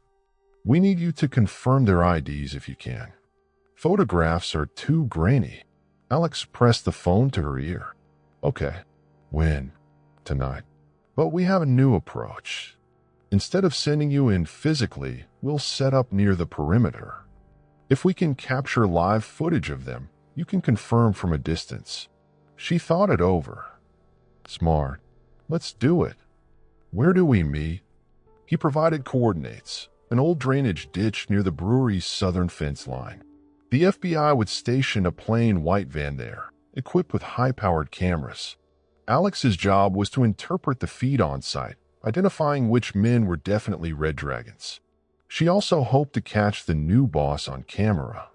As dusk fell, she repeated her gear check. Pistol loaded, safety engaged. Kevlar panels in place. Gloves stashed in a side pocket. She left her apartment, scanning the alley. All clear. She loaded into her van, drove toward the outskirts of Oakwood. The city lights dimmed behind her, replaced by miles of scrubland and farmland. Clouds choked the moon, cloaking the area in near-total darkness. Finally, she spotted the white van's faint interior glow, half hidden behind a cluster of ragged trees. She pulled her vehicle off the road, rolling to a stop about 20 yards away. Using her wheelchair's motorized assist to navigate the uneven dirt, she made her way to the van. Kingston opened the side door and helped guide her in. Inside, a subdued hush reigned. Another agent, a woman with short brown hair, monitored a bank of video feeds. Kingston nodded a greeting. "Glad you made it. We've got 2 remote cameras in place, one on a telephone pole with a direct line of sight to the brewery's entrance, another angled to watch the side-loading bay." Alex peered at the live feeds. Even with night vision, the images were grainy. She saw a chain-link fence, a yard of cracked pavement, and the looming shell of the old brewery, its smokestack rising like a monument to a forgotten era. 2 shadowy figures paced near a side door. Another figure appeared to be guarding the front gate. Kingston leaned in.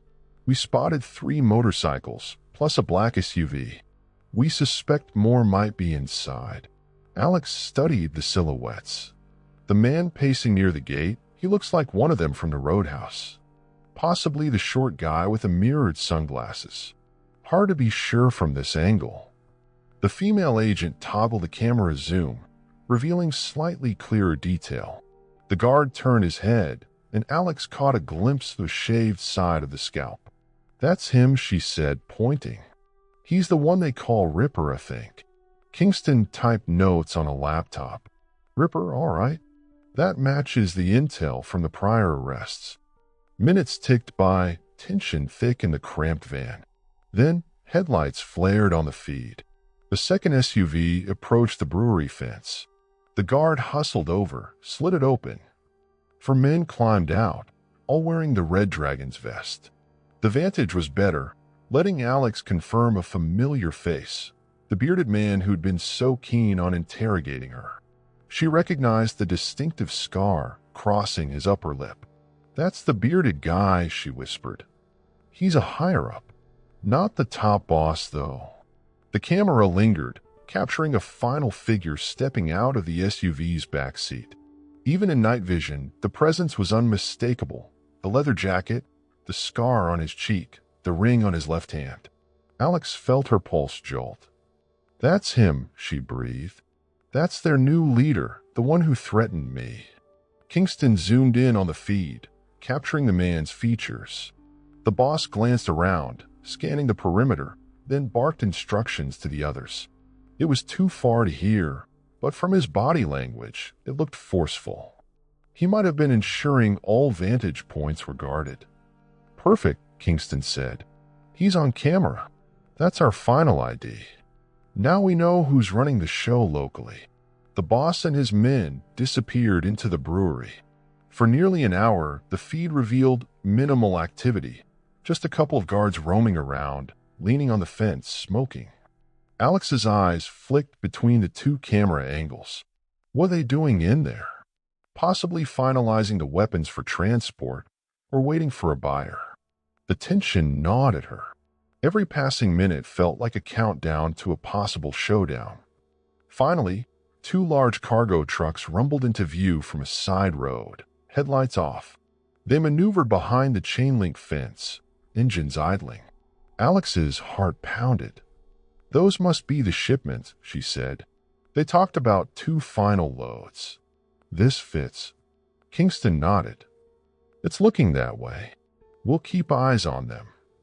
If they load up those trucks with illegal arms, that's probable cause for a raid. But we'll need the green light from Bennett." As if on cue, Kingston's phone buzzed. He answered in a hushed voice. "Yes, sir." "Understood." He hung up, turning to Alex. "Bennett says to stand by." We need visual confirmation that guns are going into or out of these trucks before we can move. Stifling her impatience, Alex clenched her jaw. She understood the legal constraints. Just glimpsing suspicious trucks wasn't enough. They needed to see the actual firearms crossing into that cargo. The minutes dragged. Agents monitored the feeds, tension thick. Then a sudden burst of motion. Men emerged from the side-loading bay, pushing dollies stacked with crates. Though it was hard to see details, Alex recognized the shape and size of the wooden boxes. They matched the ones from the first warehouse raid. The gang members hoisted them onto the trucks, one after another. "That's it," Kingston hissed. He pressed the radio earpiece. "We've got crates consistent with earlier contraband. This is probable cause. We have enough." An electric excitement jolted through the van. The female agent toggled the secure channel, calling in backup. Over the next few minutes, unmarked SUVs and a specialized SWAT team would converge on the area, but it would take them time to arrive. Meanwhile, the Red Dragons kept loading crates, occasionally pausing to shine flashlights around as if checking for watchers. Alex's heart hammered. They can't get away this time. Kingston typed furiously on his laptop, requesting real-time overhead surveillance from a local PD chopper. The radio chatter indicated the helicopter was en route, but the bikers might finish loading before it arrived. If they drove off with the contraband, the entire mission could slip away in a dangerous chase, one that might risk innocent motorists on dark highways. Alex swallowed hard. "We might need to stall them somehow." Kingston frowned. "We can't blow our cover.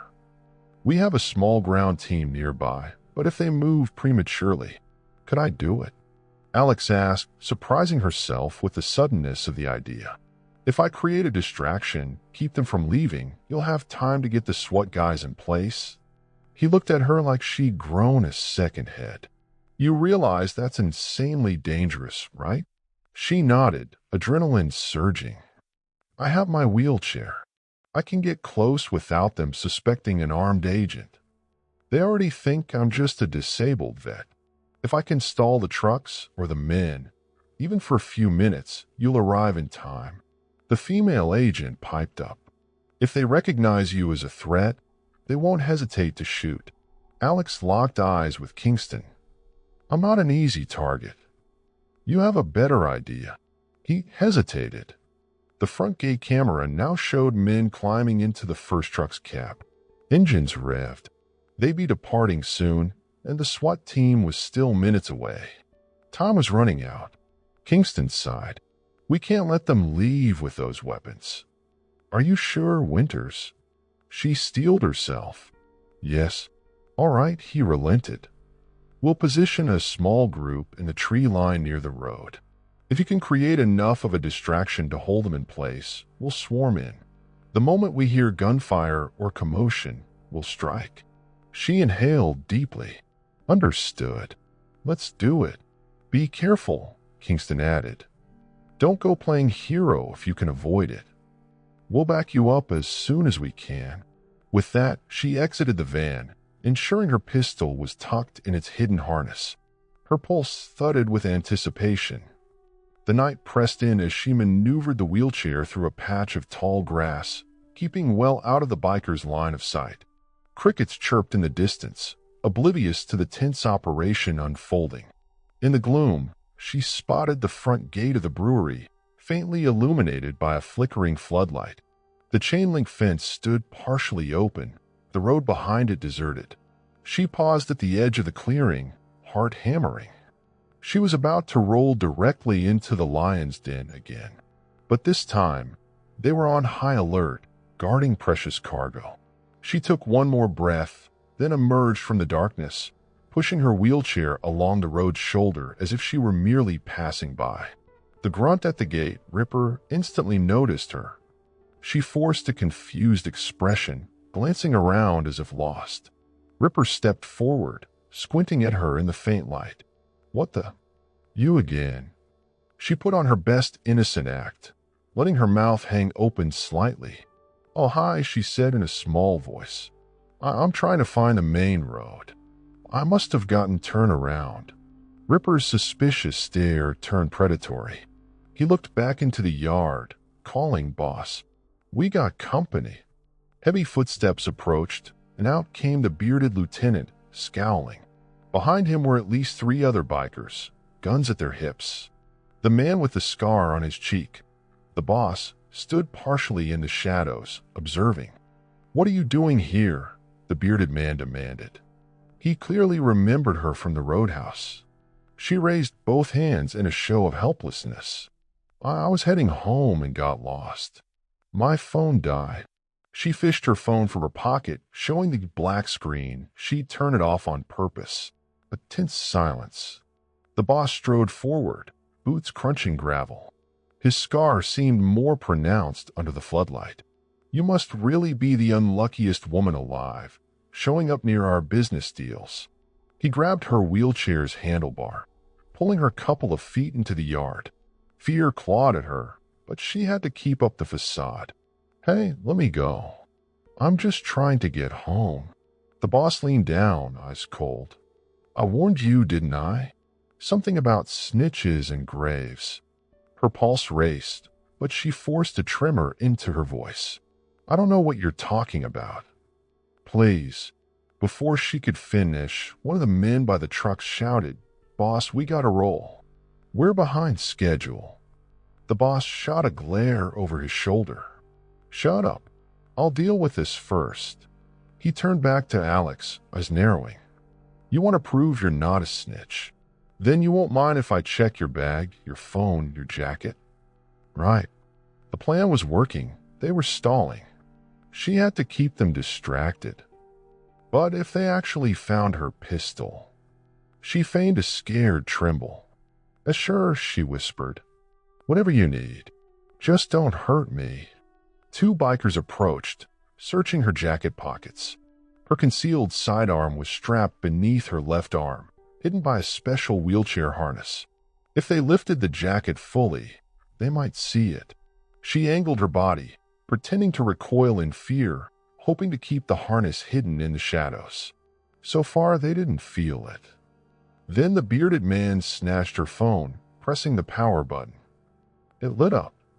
He scrolled, suspicious. "Just text, photos, some game apps. Nothing on us. Doesn't prove anything." Behind them, the trucks rumbled impatiently. The boss jammed his foot on one of her wheelchair wheels, preventing her from backing up. "I'm not convinced," he hissed, pulling a pistol from his waistband. "I think you're a plant. Maybe you got a wire." Any second now, the FBI had to be closing in. Alex's mind raced, and she realized there was no turning back. She locked eyes with the boss. "I'm not a plant." He pressed the barrel of his gun to her shoulder. "Let's see if you scream for the feds when I shoot you." A hush fell over the yard. Even Ripper looked uneasy. "Boss, maybe we should just tie her up." "Finish the load." The boss sneered. "We can't risk it. If she's a snitch, we put her down." Alex's heart hammered. She had to act.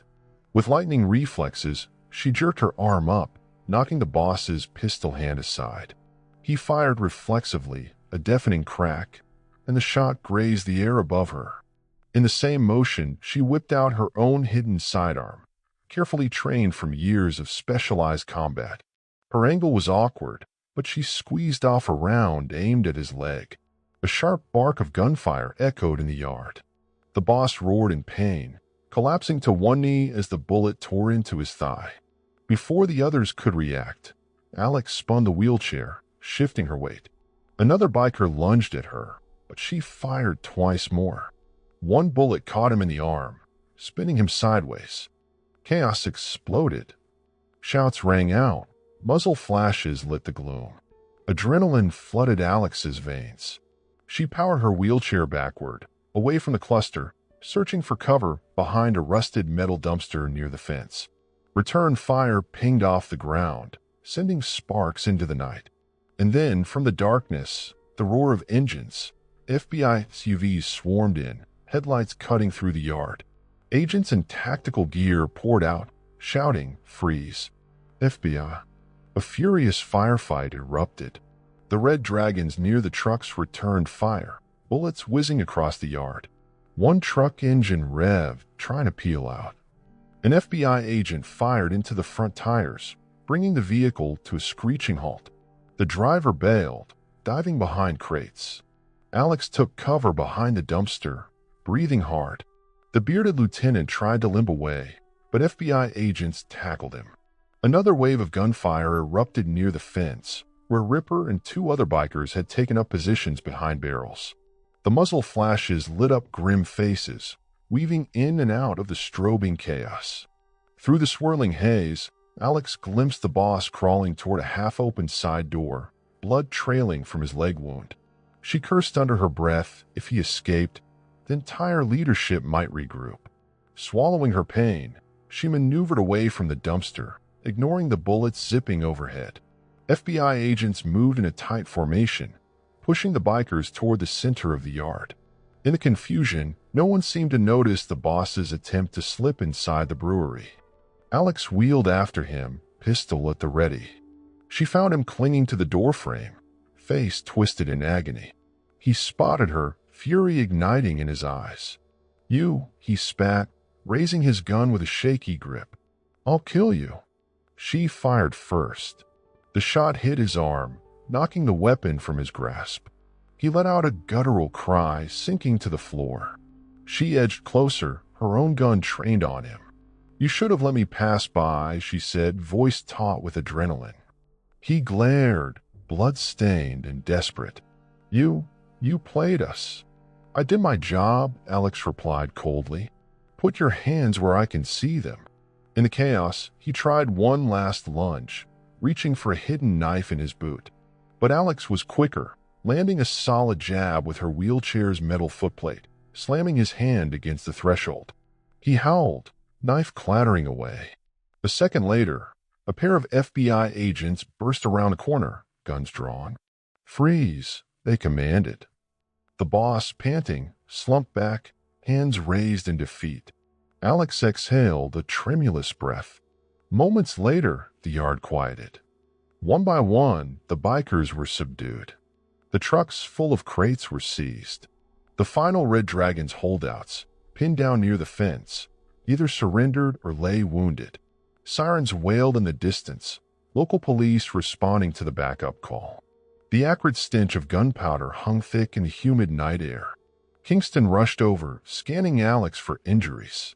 "You okay?" She nodded, breath ragged. "Just a little rattled." Her wheelchair's rim was nicked by a stray bullet, but otherwise intact. He let out a relieved sigh. "You did good. That was a hell of a distraction." She glanced around at the stunned, handcuffed bikers. "We got them, right? The guns, the boss, all of it." Kingston nodded, then motioned to the trucks. "We've documented the crates. That's enough to bury them in federal weapons charges. The boss won't be seeing daylight for a long time." Alex rubbed her forehead, feeling the weight of the moment. "And Rossi?" Kingston's smile faded. "He's still out there. But with his top local gang dismantled, we've severed a major pipeline. The rest of the FBI can keep pressing." "This is a big win." She forced a nod, though she knew the war against Rossi would continue in other territories. For now, at least, Oakwood could breathe easier. She'd done her part.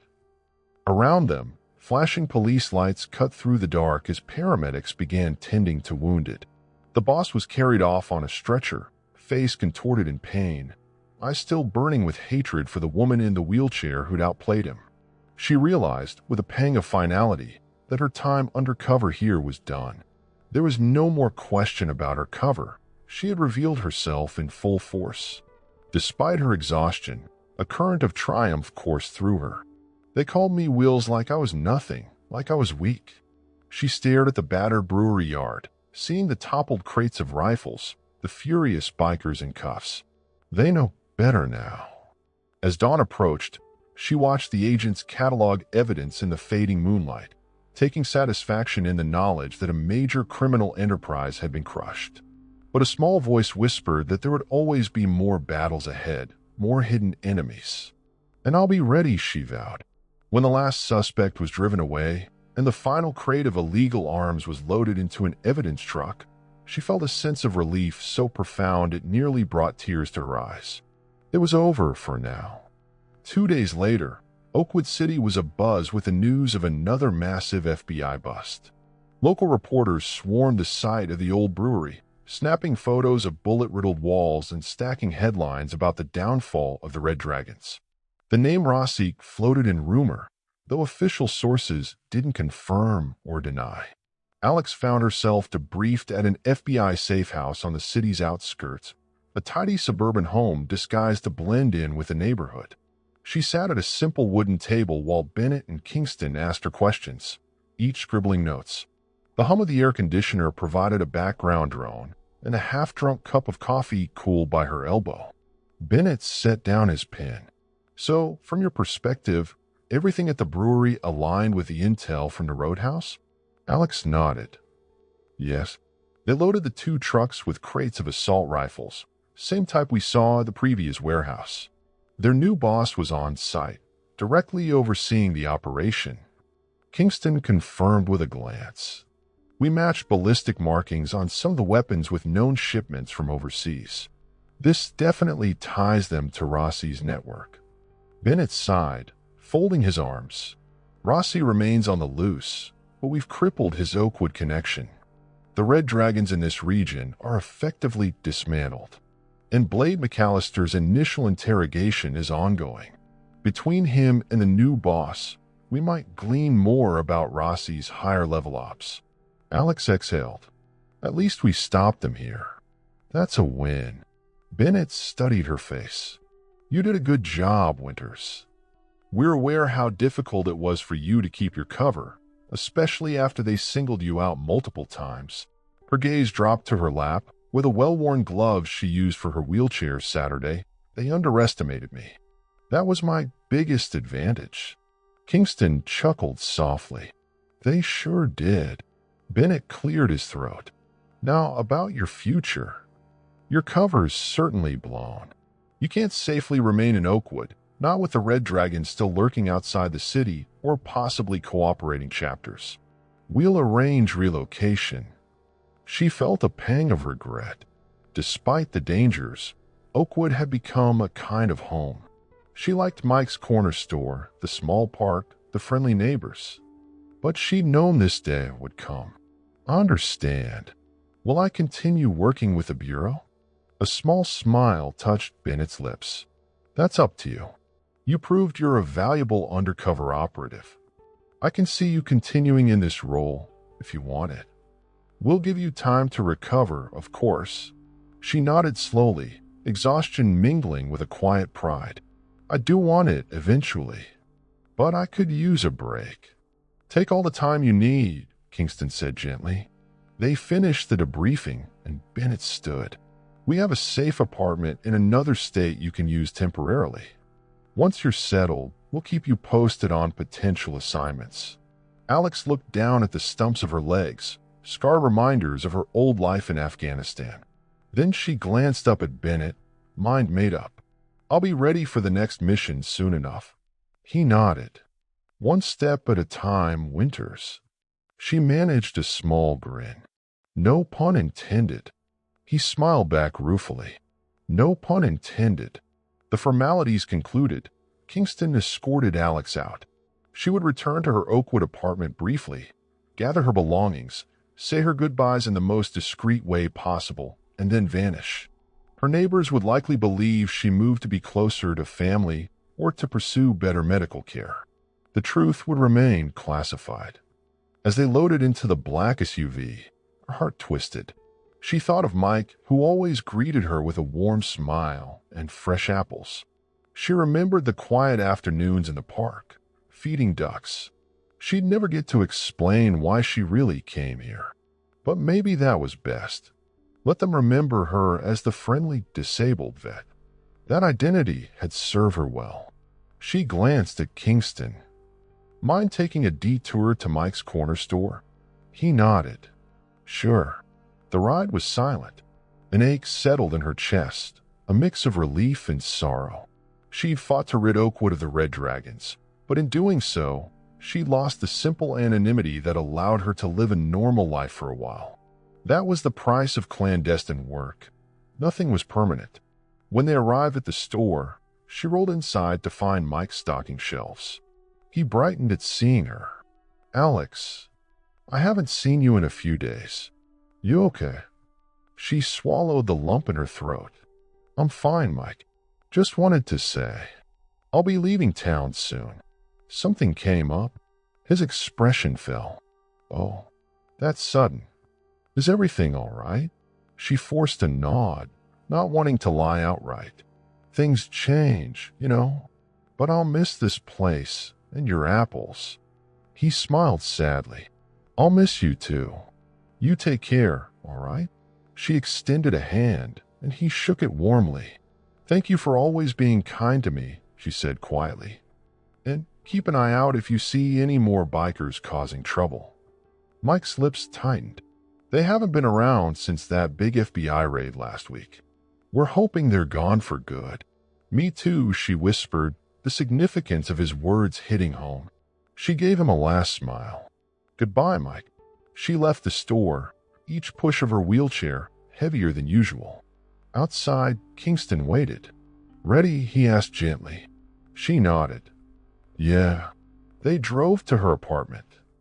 Alex packed her few belongings, a laptop, a box of clothes, her wheelchair attachments, and a cherished photo of her military squad. She lingered, looking around the small living room with bare walls. Months of memories, from the tedious hours of waiting to the electrifying nights of infiltration. All part of an undercover life that was ending now. With a final glance, she locked the door behind her. Kingston helped load her possessions into the SUV. Soon, they were on the road, leaving Oakwood behind as the afternoon sun blazed overhead. She stared out the window, watching the city's outskirts fade into farmland. She felt the ache of departure, but also a calm satisfaction. Mission accomplished. The bullies who harassed a disabled woman at Mike's store had learned too late that she was a lethal force disguised as an easy target. A small smile tugged her lips as the highway stretched before them. She might have lost her legs, but she had never lost her will. The Red Dragons had discovered that the hard way. And if the day ever came that she crossed paths with Rossi, she would remind him too. A week passed. The FBI relocated Alex to a nondescript apartment in another state. Gray walls, minimal furniture. She spent the first few days decompressing, letting her body recover from the tension and the sporadic firefights. She visited a local VA clinic for a routine checkup, the doctor remarking on how well she maintained her upper body strength. Yet the intangible wounds lingered, the stress of the near-death confrontation at the brewery, the memory of the boss's pistol pressed to her shoulder. Anxiety dogged her at night. She'd wake from nightmares of muzzle flashes and explosions, the old phantom limb pains pulsing in her mind. Bennett kept in touch via phone, updating her on the final tallies. Over a dozen arrests, multiple charges for illegal arms trafficking, assault, attempted murder. The Red Dragons in Oakwood were effectively neutered. Some members fled the city, but with ongoing warrants, their days of terror were numbered. Blade McAllister, still nursing injuries, was rumored to be cooperating with the feds in hopes of leniency.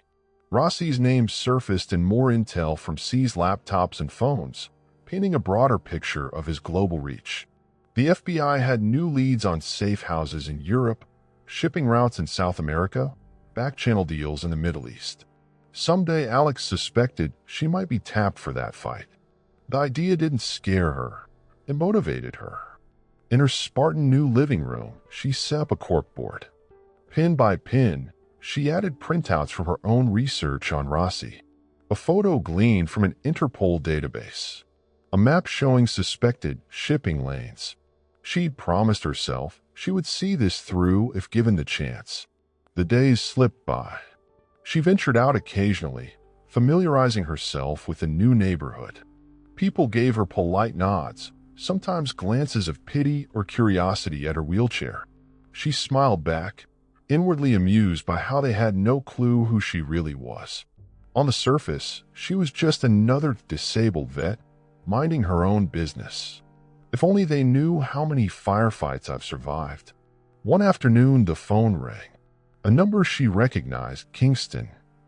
"Winter's here," she answered. "Hey, it's me," he said. "Bennett told me to touch base. We have a potential short-term assignment, strictly voluntary." Interested, she perked up. "Tell me more." "Nothing as intense as the Red Dragon's case. There's a smaller group we suspect of funneling money to domestic terror cells. Could be infiltration or just surveillance. If you want a break, we get it. But if you're feeling up to it." She chewed her lip, considering. Part of her wanted more time to rest. Another part, the operative who craved action, felt an undeniable pull. She remembered the rush of calling the shots, the satisfaction of nailing criminals to the wall. "Is it too soon?" "I'll think about it," she finally said. "Give me a day." Kingston's tone was reassuring. No pressure. You earned a breather. They ended the call, leaving her alone in the silent apartment. She wheeled to the corkboard where Rossi's photograph stared back at her. A swirl of emotions churned: determination, resentment, longing for closure. For a moment, she pictured facing him, bringing him down just as she had the Red Dragons. Bittersweet yearning. In her heart, she knew she'd accept another assignment soon. She was built for this, trained for it. Losing her legs in Afghanistan had not stolen her identity. It had forged her into a sharper weapon, tested her resolve. The FBI recognized that, and so did she. But for now, she allowed herself a moment of stillness. She closed her eyes, recalling the day at Mike's corner store when the bikers first tried to intimidate her. How she'd kept calm, how they'd sneered. They thought they'd found an easy target. She recalled the final showdown at the brewery, how the boss's shock and fury lit his features the moment he realized she was the one who'd orchestrated his downfall. She opened her eyes, letting out a slow breath. The road ahead was long, filled with new missions, new faces, new threats. Yet she felt a quiet confidence. The next time bullies messed with a disabled woman in a wheelchair, they'd be wise to remember Alexandra Winter's name, because she would never be anyone's victim. Outside, the sun slipped behind gathering clouds, painting the sky in soft purple hues. She gazed at the fading light and smiled to herself, a small, private smile. The fight wasn't over. But for now, she had peace. And that was enough. Late one evening, Alex sat at her laptop, sifting through encrypted messages. A new email popped up from Bennett. Subject: potential sighting. Body: a reliable source indicates Vincenzo Rossi may be in southern Europe. Stay tuned for details. Your involvement might be necessary in the near future. Alex's heart thumped. Rossi. She powered off the screen, a determined gleam in her eye. The storm clouds of a new mission gathered on the horizon. For Alexandra Winters, it was never a question of if she'd rise to the occasion, but when. She pushed away from the desk, rolling to the window. Outside, streetlights buzzed, the glow cutting through the darkness. She inhaled the cool air, letting a sense of purpose fill her lungs. If or when the call came, she'd be ready, wheelchair or not, an unstoppable force in service of justice.